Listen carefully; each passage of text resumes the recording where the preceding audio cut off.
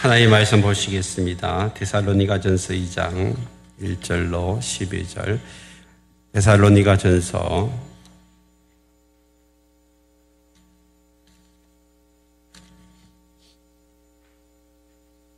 2장 1절로 12절 우리 한 절씩 교독합니다. 형제들아, 우리가 너희 가운데 들어간 것이 헛되지 않은 줄을 너희가 친히 아나니, 너희가 아는 바와 같이 우리가 먼저 빌립보에서 고난과 능욕을 당하였으나 우리 하나님을 힘입어 많은 싸움 중에 하나님의 복음을 너희에게 전하였노라. 우리의 권면은 간사함이나 부정에서 난 것이 아니요 속임수로 하는 것도 아니라 오직 하나님께 옳게 여기심을 입어 복음을 위탁받았으니 우리와 이와 같이 말함은 사람을 기쁘게 하려 함이 아니요 오직 우리 마음을 감찰하시는 하나님을 기쁘시게 하려 함이라.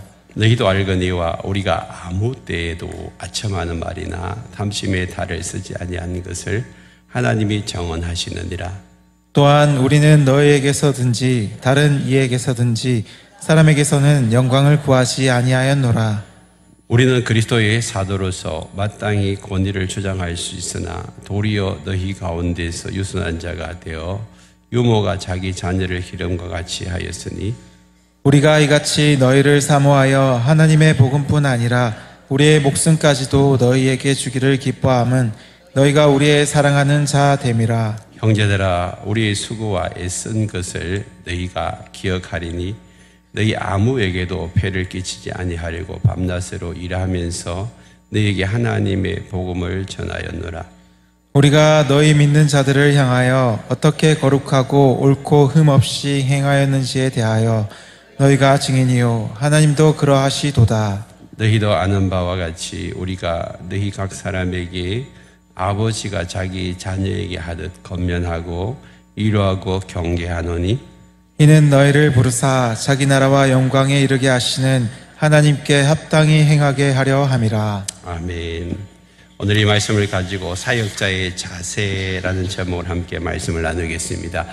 우리는 하나님의 사역자입니다. 하나님이 우리를 불러주시고 부름받은 모든 자들은 하나님의 일을 하는 사역자입니다. 그래서 오늘 이 말씀은 특정한 사람에게 해당되는 것이 아니고 저와 여러분 모두에게 해당되는 말씀입니다. 이제 우리가 지난주에 가정교 출범식을 은혜 가운데 했는데 우리 이준영 형제가 사진을 찍고 또 영상을 편집했습니다. 우리 잠시 영상을 보고 말씀 나누겠습니다.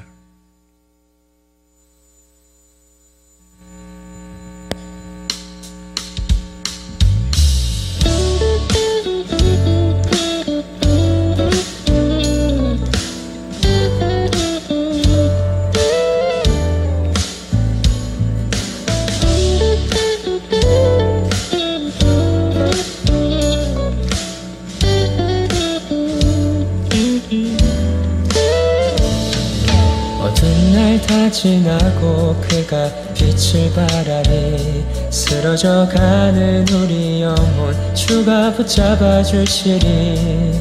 우린 쉬지 않으리. 이 길에 끝이 있으니 한 걸음 한 걸음 주와 함께 걸으리. 우리의 걸음이 끝나는 그날 그 순간 함께 하시니 우릴 안아주시리. 더 이상 눈물 없으리. 당신의 그 나라 안에서 이제 영원히 주 품 안에서 우리 찬양하겠네. 우리 가는 이 길 세상이 미련하다 해도 우리는 주가 보여주신 그 한 소망 있으니 어둠의 조각조차 그곳에 발들이지 못해. 당신의 나라에 우리 영원히 거하네.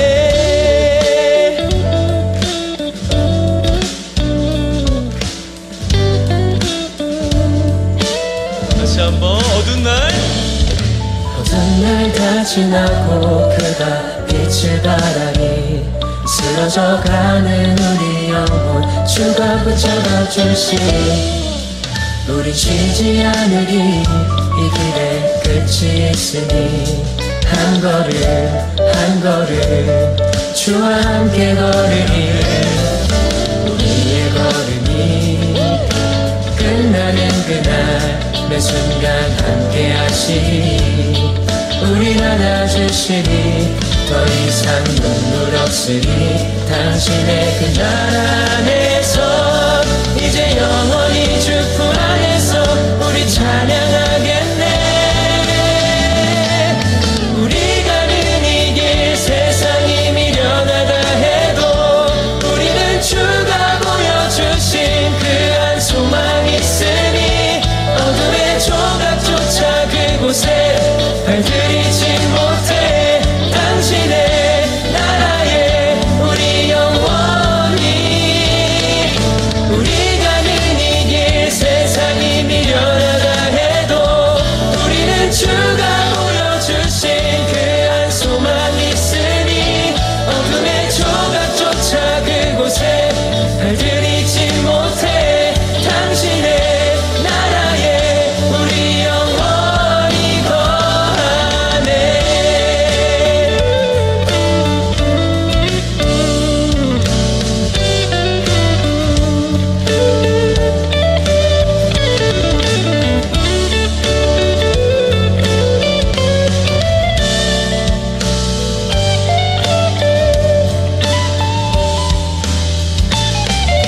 우리 가는 이 길 세상이 미련하다 해도 우리는 주가 보여주신 그 한 소망 있으니 어둠의 조각조차 그곳에 발들이지 못해 당신의 나라에 우리 영원히 우리 가는 이 길 세상이 미련하다 해도 우리는 주가 보여주신 그 한 소망 있으니 어둠의 조각조차 그곳에 발들이지 못해 당신의 나라에 우리 영원히 당신의 나라에 우리 영원히 거하네.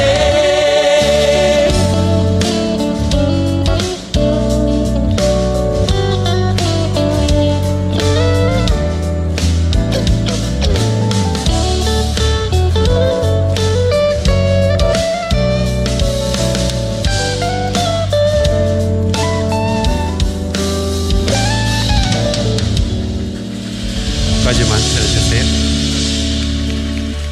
예, 박수하겠습니다.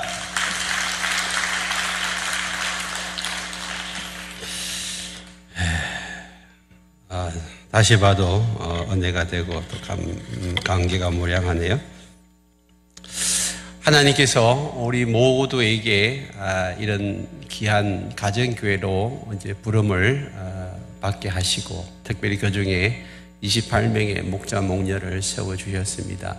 그러나 가정교회는 목자 목녀만 일하는 곳이 아니고 모두가 함께 일하는 것입니다.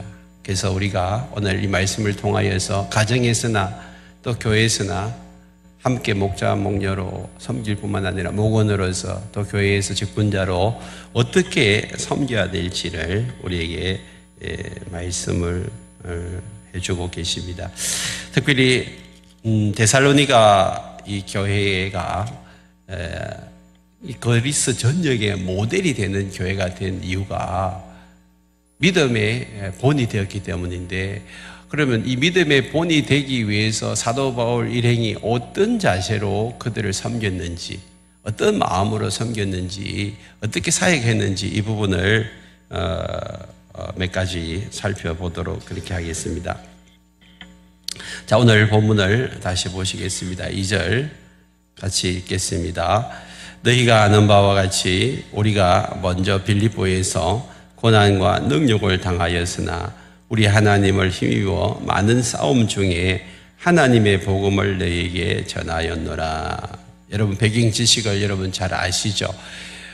빌립보는 이제 유럽의 첫 성이었습니다. 하나님이 1차 전도여행 마치고 2차 전도여행을 떠날 때에 아시아에서 복음을 전하려는 이 사도 바울 일행을 유럽으로 오라고 해가지고 유럽에 처음 들어간 성이 빌립보라는 도시였습니다. 빌립보. 그곳에서 복음을 전하는데 어떤 일이 일어났습니까? 귀신 들린 사람이 쫓아와서 괴롭히는 거예요. 그래서 사도 바울이 그 귀신을 쫓아내 버렸는데 문제는 귀신 들린 그 여인이 점쟁이였어요. 그 점쟁이가 귀신이 떠나가고 나니 점이 안 쳐지는 거죠. 그래서 주인이 그냥 고소 고발해가지고 사도 바울을 이제 감옥에다 집어넣고 거기서 심하게 매를 맞고 그러면서 이제 고통을 당하다가 이제 쫓겨납니다. 빌립보에서. 그 다음 도시가 데살로니가예요. 데살로니가에 이제 와서 이제 그곳에서도 복음을 전하는데 여전히 유대인들이 데살로니가에서 사역하는 이 사도 바울 일행을 괴롭히는 거예요. 너무 힘들게 하는 거예요. 여러분, 오늘 본문에 나오는 것처럼 복음을 전할 때에 많은 싸움 중에라는 말씀이 나요. 많은 싸움. 이 많은 싸움이라는 것은 전쟁이잖아요. 예수 믿는 사람들이 복음을 전하면 영적 전쟁이 일어납니다. 그래서 사람들은 복음 전하기 싫어해요. 괜히 안 믿는 사람들에게 복음 전했다가 관계도 틀어지고 또 집안에 그런 문제들도 일어나기 싫어가지고 예수 안 믿는 사람 이 집안 식구들 중에 있어도 그냥 편안한 게 좋지. 그러면서 복음을 안 전해. 어떤 분들은 심지어는 이제 뭐 저렇게 편안하게 지내다가 돌아가시고 나면 그 다음에 이제 내가 열심히 신앙생활을 하겠다라고 그렇게 말씀하시는 분들도 계세요. 근데 여러분, 우리가 한번 생각해 보십시오. 강물이 흘러갈 때 그냥 강물 따라 흘러가면 쉬워요, 어려워요? 쉽잖아요.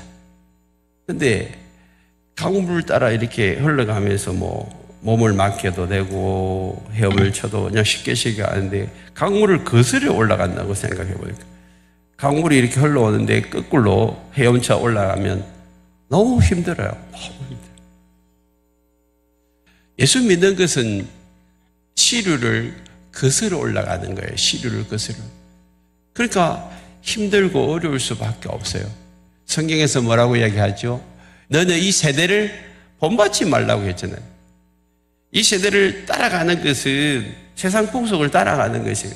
그는 공중권세 잡은 자가 왕노릇하기 때문에 여러분 예수를 믿기가 쉽지 않아요. 세상 사람들은 지금 시대의 조류를 따라가잖아요. 그런데 우리는 시대의 조류를 따라가는 것이 아니라 우리는 거꾸로 올라가는 거예요. 세상과는 맞서는 거예요. 그래서 영적 전쟁이 일어나는 거예요. 그리고 고난이 찾아오는 거예요. 힘듦이 찾아오는 것입니다. 근데 누가 진리 편에 서 있느냐, 이것이 중요한 거예요. 하나님 없이 세상의 시류를 따라 흘러가다 보면 결국에는 낭떠러지잖아요. 멸망의 길이잖아요. 우리는 그 길로 갈 수 없기 때문에 시대를 거스려서 이제는 힘들고 어려운 헤엄을 쳐서라도 주님의 길을 가려고 몸부림치고 있는 거잖아요. 특별히 복음을 전하는 이 일에 있어가지고 예수 안 믿는 사람들에게 복음을 전하는 것이 쉬운 일이 아닙니다. 그러면 이 일을 왜 해야 되죠? 하나님이 우리에게 맡기신 일이잖아요. 마지막 예수님이 돌아가시기 전에 제자들을 앞에 두고 너희들은 가서 모든 민족으로 제자를 삼아라고 당부를 하셨잖아요. 제자가 해야 될 가장 중요한 일이 그거잖아요. 그리고 교회를 세우신 이유가 그거잖아요. 그래서 저와 여러분들이 구원을 받고 이 자리에 있는 거예요. 그 말씀에 순종하지 않았다면 우리도 그냥 세상 따라서 그냥 살아가다가 멸망의 길로 갈 수밖에 없는 거예요.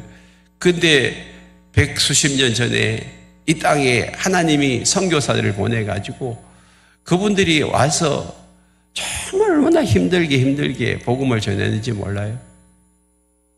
양놈들이라고 욕을 들어가면서 그들이 제일 싫어하는 김치 냄새 맡아가면서 화장실도 제대로 없는 그런 집에서 살면서 이 복음을 전한 그 결과가 오늘 우리가 이 자리에서 예배드리는 그런 축복의 그런 은혜를 누리게 된 줄 믿습니다. 그렇다면 우리도 역시 하나님의 복음을 전해야 되잖아요. 하나님의 복음을 전하기 위해서 힘들고 어려운 일들이 찾아와요. 고난이 찾아와요. 지금 한 달 동안 목자 목녀들이 이제 여러분들을 위해서 금요일마다 이렇게 식사를 준비하고 또 기도하고 권면하고 그러고 있어요. 그게 결코 쉬운 일이 아닙니다. 그런데 그 일을 우리가 감당하는 이유는 하나님이 우리에게 원하시는 일이고 하나님 기뻐하는 일이고 또 예수님이 우리에게 명령하신 그 일이기 때문에 그 일을 하는데 문제는 내 힘으로 내 능력으로 그 일을 감당하다 보면 어느 날 너무 쉽게 지쳐버리고 그냥 그만두고 싶고 포기하고 싶은 생각이 듭니다. 여러분 교회 일도 하시면서 여러 번 포기하고 싶고 내려놓고 싶고 하기 싫을 때가 있잖아요. 그럴 때 여러분 어떻게 이겨나갈 수 있습니까? 오늘 사도 바울은 첫 번째로 하나님을 힘입어 사역을 했습니다. 2절에서 고난과 능욕을 당하였으나 우리 하나님을 어떻게 해요? 힘입었다고 했어요. 여러분 우리가 하나님을 힘입는다는 것이 얼마나 중요한지요. 사도 바울 일행이 첫 번째 1차 전도 여행 때에 소아시아를 돌면서 특별히 이고니온에 가서도 많은 박해를 받았고 어려움을 당하였는데 그때에 어떻게 하셨어요? 사도행전 14장에 보면 순종하지 않은 유대인들이 이방인들의 마음을 선동하여 형제들에게 악감을 품게 하는데 두 사도가 오래 있어 주를 힘입어 담대히 말하니 주께서 그들의 손으로 표적과 기사를 행하게 하여 주사 자기 은혜의 말씀을 정언하시니 그래서 그들에게 반대가 생겨날 때에 그냥 포기하고 돌아간 것이 아니라 그 자리에서 오래 머물고 주를 힘입어 그랬어요. 여러분 주를 힘입어 하나님을 힘입어 이런 말들이 여러분 항상 고난과 핍박과 어려운 문제들이 생겨날 때마다 거기에 따라오는 것을 보게 됩니다. 앞으로 28명의 목자 목녀들이 사역할 때도 어려운 일들, 힘든 일들이 일어나고요. 그 목장에서 참 힘든 일이 있을 때 어떻게 해야 되냐? 주를 힘입어야 돼요. 주를 힘입어. 여러분 주를 힘입어 그 일을 감당하면 어떤 풍랑 속에서도 넘어가게 될 줄 믿습니다. 나를 힘입어 나 힘으로 하다 보면 그냥 판판이 넘어지고 자빠집니다. 주를 힘입기 위해서 어떻게 해야 되죠? 꼭 주님 바라봐야 돼요. 더욱 기도하고 하나님의 음성을 듣고 그 일에 순종하려고 하시죠. 자꾸 순종하고 따라가려고 해요. 나를 드러내면 안 돼요. 나의 감정, 나의 생각, 나의 그런 기분에 따라서 좌지우지하지 말고 자꾸 주님이 내 마음을 다스리고 나를 주장하여 주시도록. 그럴 때요 어떤 일들이 일어납니까?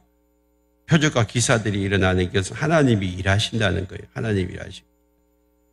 또 고로새서 3장 17절에도 또 무엇을 하든지 말이나 일이나 다 주 예수 그리스도 이름으로 하고 그를 힘입어 하나님 아버지께 감사하라 그랬어요. 무엇을 하든지 그냥 예수 이름으로 하십시오.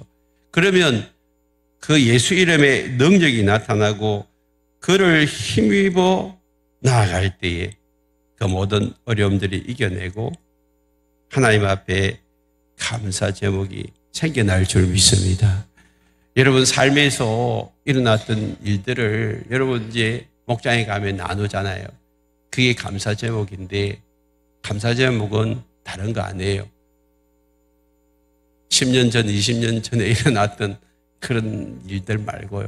한 주간 동안 하나님이 내 삶 속에서 무슨 일을 하셨는지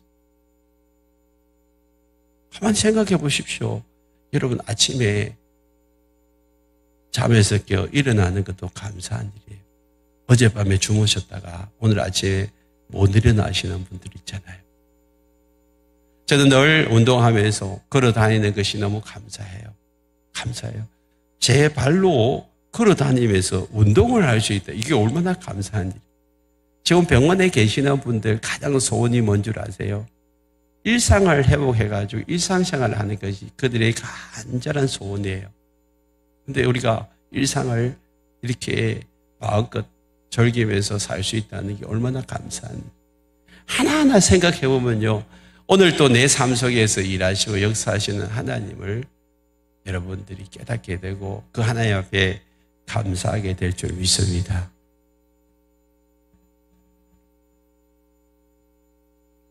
두 번째는 어떻게 해야 됩니까? 하나님을 기쁘시게 하는 자가 돼야 됩니다. 4절을 보겠습니다. 오직 하나님께 옳게 여기심을 입어 복음을 위탁받았으니 우리가 이와 같이 말함은 사람을 기쁘시게 하려 함이 아니요 오직 우리 마음을 감찰하시는 하나님을 기쁘시게 하려 함이라. 사역을 할 때 가장 미혹되기 쉬운 그런 마음은요, 자꾸 사람을 기쁘게 하려고 해요. 사람을 기쁘게. 그래서 사람의 그 감정 따라서 내가 섬기는 그 사람의 마음에 따라서 나도 기뻐지고 또 슬퍼지고 그 사람이 어떠함에 따라서 나도 힘들어지고 또 좋아지고 그걸 여러분들이 반복하는데 여러분 사역자의 자세는요, 초점이 어디 가 있어야 되냐면 사람에게 가 있는 게 아니고 하나님께 가 있어요.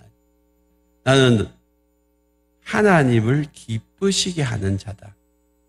그런 마음으로 사역을 하셔야 돼요. 그래서 내가 지금 이렇게 하는 것이 하나님 기뻐하실까? 사람이 기뻐할까? 한번 생각해 보세요. 그러니까 목장에 사람이 오고 안 오고 이게 중요한 게 아니에요. 내가 최선을 다해서 목장을 섬기면 그 뒤에는 하나님이 하시는 거예요. 내가 주의 일을 하는 데 있어서 여러분 사람들이 나를 어떻게 생각하든지 간에 내가 하나님을 기쁘시게 하는 일이라면 여러분 그것으로 우리는 만족할 수 있어야 합니다. 사람을 기쁘게 하려고 하니까 여러분 어떤 일들이 일어납니까? 3절에 보니까 우리의 권면은 간사함이나 부정에서 난 것이 아니요 속임수로 하는 것도 아니라. 여러분 하나님을 기쁘시게 하는 사람들은요 간사함이 없고 부정에서 난 것도 아니고 속임수도 없어요. 여기 간사함 그 다음에 부정 그 다음에 속임수 이것을 이제 세번역으로는 잘못된 생각, 불순한 마음, 속임수 이렇게 번역을 해놨어요.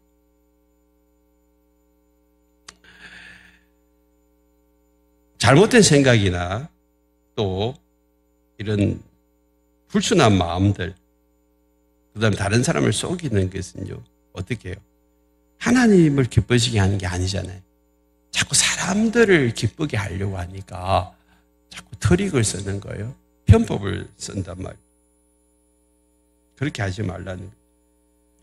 우리는 어떻게 해야 합니까? 하나님을 기쁘시게 하려면요, 하나님께 인정을 받으면 돼요.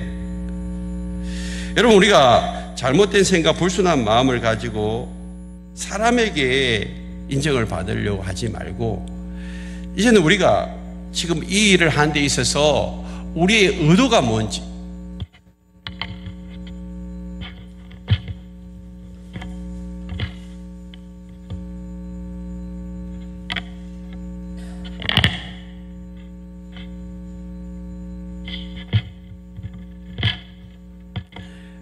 우리의 의도가 뭔지를 한번 보셔야 돼요.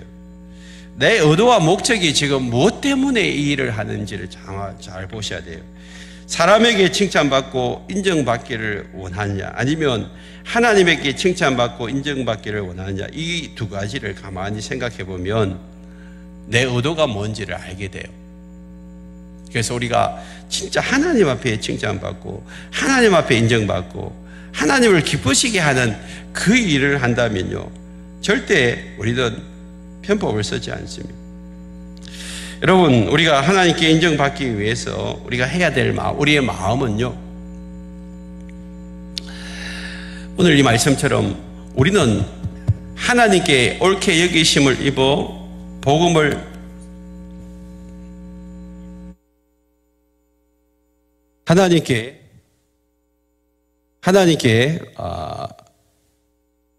옳게 여기심을 받아서 복음을 위탁받았다는 거예요. 위탁이 뭡니까? 남의 물건을 내가 받아가지고 관리하는 사람이 위탁인이잖아요. 위탁. 그리고 내가 해야 할 일은 뭐예요? 운송업을 하면서 내가 위탁받은 그 물건을 잘 전달하면 되는 것입니다. 내가 주인이 아니에요. 근데 마치 이것이 내가 주인이고 내가 뭔가를 해야 되고 내가 뭔가 기쁘게 해야 될 일이라고 그렇게 생각하는 그 자체가 잘못됐다는 말입니다. 그래서 주인이 시킨 그 일만 하면 되는 거예요.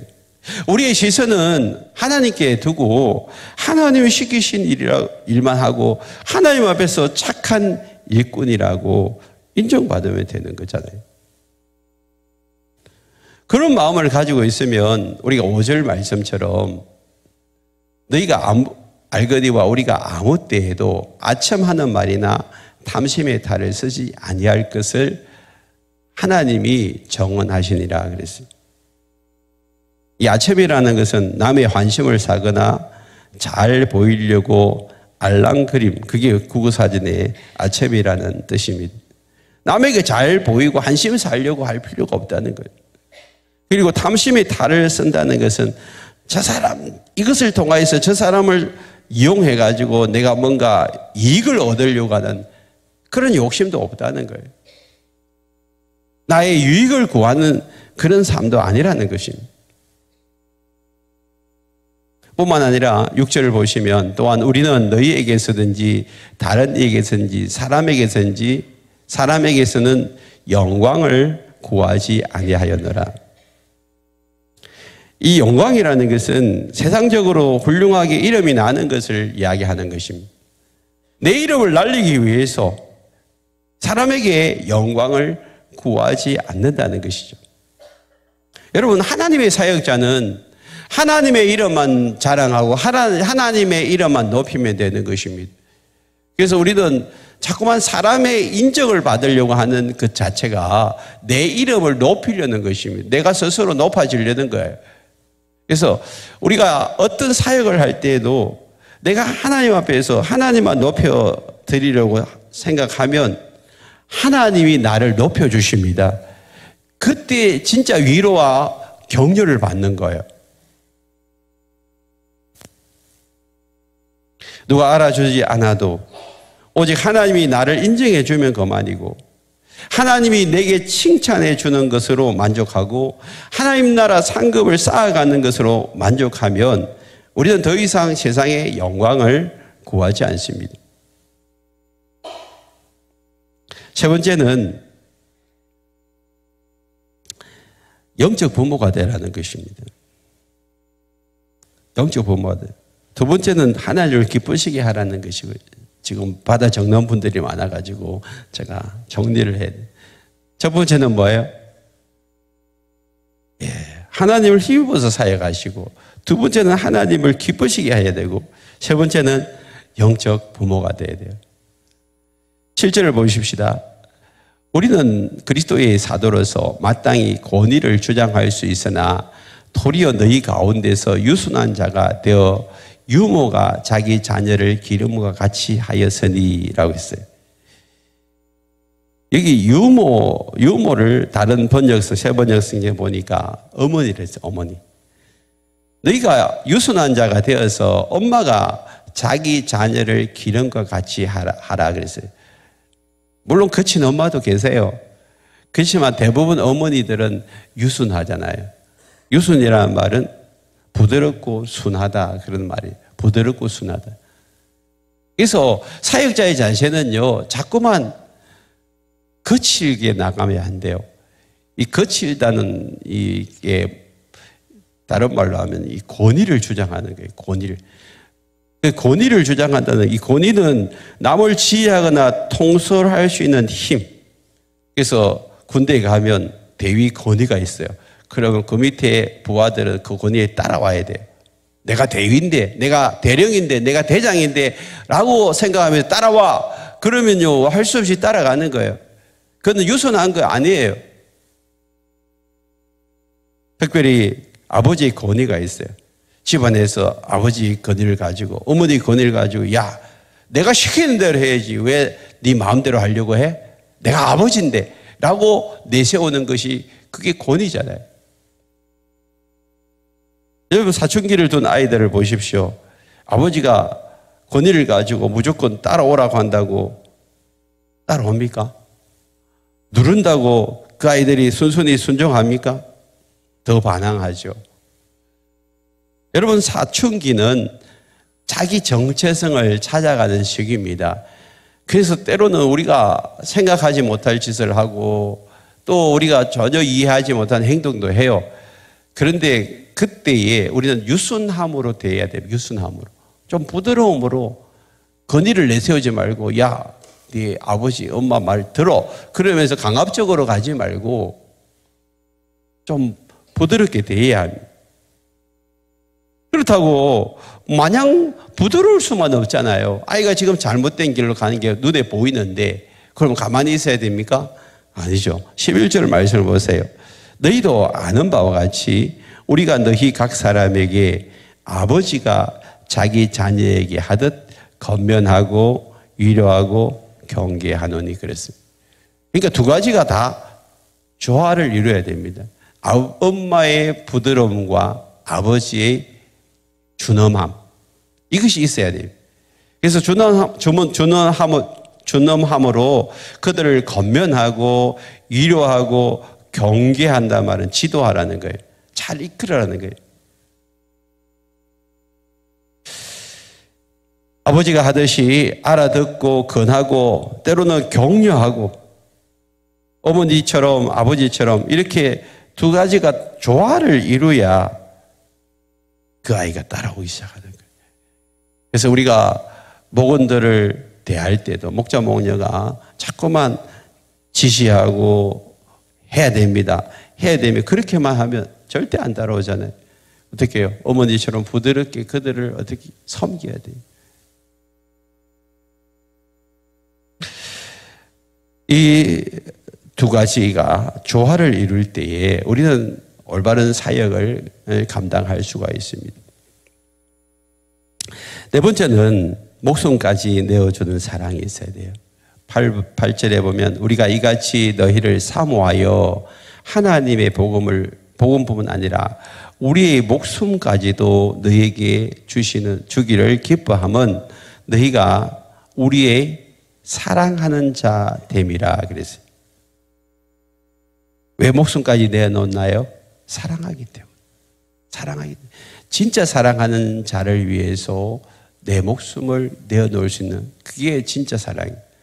그래서 예수님이 그 사랑하셨잖아요. 저와 여러분들을 위해서 목숨까지 내어놓은 그 사랑을 했기 때문에 우리는 죽도록 주님 앞에 충성하고 주님을 사랑하고 따라가잖아요.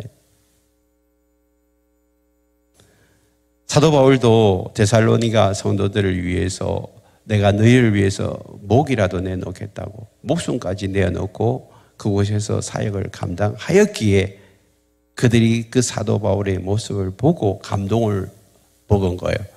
그리고 주를 섬기고 그들 역시도 목숨을 내놓고 희생적인 사랑, 무조건적인 사랑을 했습니다. 여러분, 사람이 치유되고 회복이 되려면요, 그 사람에게 이 세 가지 사랑이 있어야 합니다. 첫 번째는 무조건적인 사랑, 이유 없는 사랑이 있어요. 왜 나한테 이렇게 하는데? 왜 이렇게 하는데? 나도 모른다. 그냥 이유 없이 사랑하는 거예요. 여러분, 자녀들을 사랑할 때 여러분 이유 따져가면서 사랑합니까? 뭐 지금 부모, 자녀보다도 손자, 손녀가 더 그렇다고 그래요. 그렇죠? 더 그냥 자식보다 좋아. 아무 이유 없이 그냥 사랑해주고 다 주고 싶은 그게 손자, 손녀들 맞은 할아버지, 할머니들의 모습이 그냥 무조건적으로 사랑하는 거예요. 그리고 희생적인 사랑이에요. 그리고 지속적으로 사랑하는 그 사랑을 통하여서 변화가 일어나고 치유가 일어나는 거예요.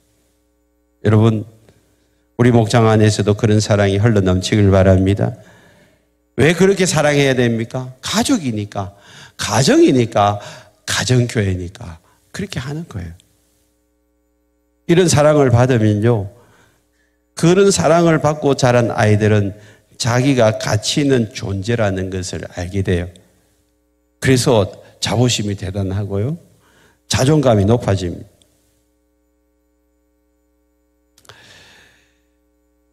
그렇게 살아보지 못한 그런 어른들, 그런 참 잘못된 사랑을 통하여서 상처받은 사람들이 가정교회에서 많이 회복되어지는 것을 보게 됩니다. 왜 그런 줄 아세요? 오늘 목숨까지 내어놓는 이 사랑을 경험하기 때문에.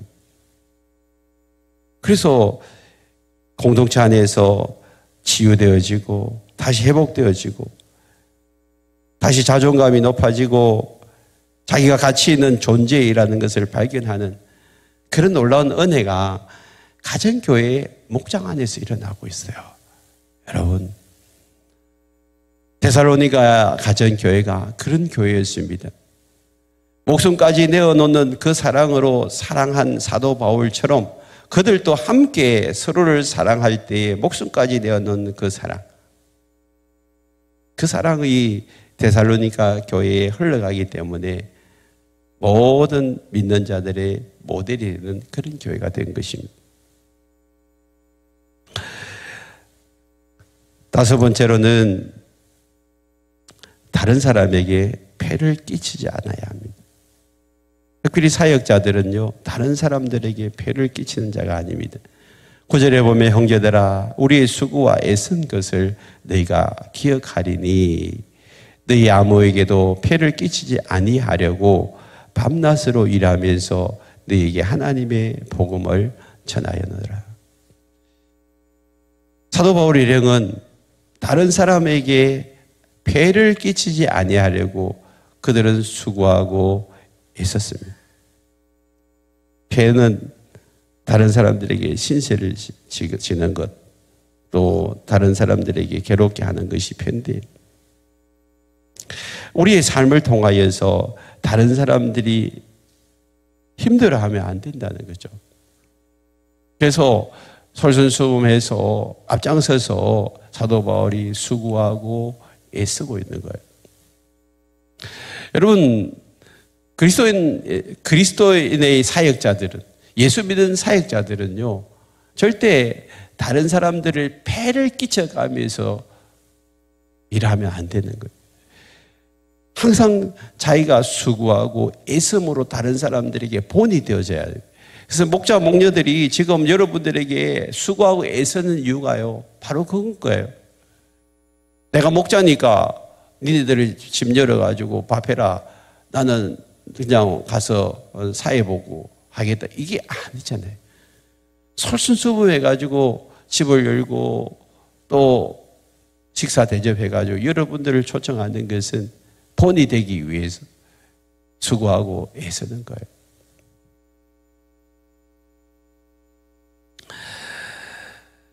우리는 목장에서 1인 1사역을 감당하고 있습니다. 아직도 목장 안에서 사역이 없는 분들은 하나씩 맡아서 이렇게 해야 합니다. 찬양과 말씀과 기도 이런 것을 잘 못하면요, 광고나 칼럼 읽기나 또 친교나 이런 또 소식 전하기라든지 카톡 보내기라든지 이런 일들도 있는 거예요. 연합교회에서도 1인 1사역을 하고 있습니다. 근데 연합교회에 와서도 설거지하고 부엌일하고 청소하고 차량 봉사하고 이런 것들을 이제 이렇게 맡으면 어떤 분들은 내가 교회에 이런 일을 하려고 왔나 그렇게 생각하시는 분들이 간혹 계세요. 그런데 가만히 보십시오. 여러분들이 가장 귀하게 여기는 자녀들을 키울 때에 아이들이 태어나면 똥기저귀 갈잖아요. 그리고 여러분 아이들을 먹이기 위해서 밥하죠. 설거지하죠.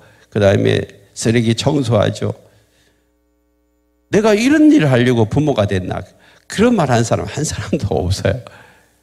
그런 일을 통하여서 아이들이 자라나잖아요. 교회도 마찬가지입니다. 교회도 서로 섬기기 위해서 존재하는 것이 교회입니다. 고린도전서 12장 27절에 보면 이런 말씀이 있습니다. 너희는 그리스도의 몸이요 각 지체의 각 부분이라고 했어요. 그리고 21절에 보면 눈이 손들어 내가 너를 쓸데없다 하거나 머리가 발들어 내가 너를 쓸데없다 하지 못하리라. 그뿐 아니라 더 약하게 보이던 몸의 지체가 도리어 요긴하고 우리의 몸에 덜 귀히 여기는 것들을 더욱 귀한 것으로 입혀주며 우리의 아름답지 못한 지체는 더욱 아름다운 것을 얻으리라. 그런즉 우리는 우리의 아름다운 지체는 그럴 필요가 없느니라. 오직 하나님이 몸을 고르게 하여 부족한 지체에게 귀중함을 더하사 몸 가운데 분쟁이 없고 여러 지체가 서로 같이 돌보게 하셨느니라. 우리는 그리스도의 몸 안에 지체라는 거예요. 그래서 한 지체도 필요 없는 것이 없다. 눈, 코, 귀, 입, 손, 발 다 지체. 근데 그 지체들이 주어진 그 역할을 감당할 때 몸이 건강한 거죠. 여러분 한 손이 고장 나가지고 오른손만 선다 생각해요. 얼마나 불편해요. 한 다리가 고장 나가지고 또 왼발을 가지고 사용한다. 얼마나 힘들어요. 그래서 여러분들이 어떤 역할을 하든지 간에 그 역할을 묵묵히 감당할 때에 몸이 다른 지체들이 그냥 힘을 얻고 또 그 일들을 하기가 쉽다는 거예요. 그래서 내가 지금 가장 작고 미약한 일이라 할지라도 그 일을 통하여서 하나님이 영광 받으시고 그 일을 기뻐하시는 줄 믿으시길 바랍니다. 특별히 우리가 지금 이제 목장이 15개가 돌아갑니다. 이 15개 목장을 우리는 지금 목자, 목녀들이 열심히 섬기고 있습니다. 처음에 원형 목장을 할 때 제 아내가 3개의 목장을 하고 돌아가기 전까지 한 18번, 19번 이제 밥을 하면서 제가 불평하는 소리를 한 번도 못 들었어요. 하면서 너무 기쁘대요. 너무 기쁘대. 내가 이렇게 섬기는 기쁨을 좀 목자, 목녀들 되실 분들도 함께 나누었으면 좋겠다고. 그분들도 이런 섬김의 기쁨을 맛봤으면 좋겠다고. 그래서 때가 되어서 이게 이제 15개 목장이 이렇게 이제 세워졌는데, 처음에 우리 이제 목자, 목녀들이 집을 오픈할 때 너무 힘들어 하셨어요. 그 일주일 동안 끙끙 앓으신 분도 계세요. 그러다가 이제 목장을 하고 난 다음에 하루 만에 다 나와버렸어. 그 염려와 걱정과 근심 때문에 너무 힘들었어요. 그렇지만 실제로 해보니까 그 속에서 하나님 주시는 기쁨이 있었어요. 지난주 조모임 때에 어떤 자매님이 그래요. 거기에 모이는 숫자가 상당해요. 아이들까지 한 20여 명 모이는데, 어깨가 좀 아프대요. 매주마다 그 대식구를 식사를 준비하는 게 얼마나 힘들겠어요. 그것도 뭐 한두 가지도 아니에요. 아이들까지 다 하려면. 그렇지만 그 속에서 기쁨을 누리고 있는 거예요. 기쁘지 않으면 절대 그 일을 할 수가 없는 것이. 여러분, 오늘 우리의 삶을 돌아보십시다. 다른 사람들을 섬기는 것이, 여러분, 그것이 얼마나 큰 기쁨인 줄 알아야 돼요. 그리고 우리도 이제는 때가 되면 우리가 다른 사람들을 섬기는 기쁨을 여러분들도 맛봤으면 좋겠습니다. 여러분, 단지 섬기는 그 자체가 힘들다고 여러분 기쁨을 잃어버리시면 안 돼요. 때가 되면 하나님이 여러분들의 마음을 주시면 여러분들도 이제 집을 한번 오픈해가지고 나도 한번 섬겨보겠다고. 그리고 그 기쁨이 뭔지를 한번 여러분들이 좀 누려보셨으면 좋겠어요. 하나님은 섬기는 자들에게 반드시 큰 기쁨을 주신 줄 믿습니다. 사도 바울의 수고와 애씀이 여러분 그냥 수고와 애쓴 것이 아니었어요. 하나님이 주시는 그 놀라운 복음의 기쁨을 알기 때문에 다른 사람들이 힘들어하지 않도록 힘을 다하여서 밤낮 일하면서 다른 사람을 섬겼어요. 여러분, 하나님이 우리의 삶 속에서 사역자에게 주시는 그 숨겨 놓으신 그 기쁨을 저와 여러분들이 다 누렸으면 좋겠습니다. 그것을 맛본 자들이 더 주님의 일을 위해서 열심히 충성할 수 있다는 사실을 기억하시고, 우리가 섬기는 자가 큰 자라고 예수님이 말씀하셨는데, 여러분, 우리 모두가 부모가 자녀를 섬기듯이 그 수고와 애씀이 있지만 섬기는 기쁨이 큰 것처럼 우리 모두도 우리 목원들을 또 다른 사람들을 섬기는 그 섬김의 기쁨을 날마다 누리며 하나님의 사역을 감당하는 저와 여러분 되기를 축복합니다. 함께 찬양하십시다.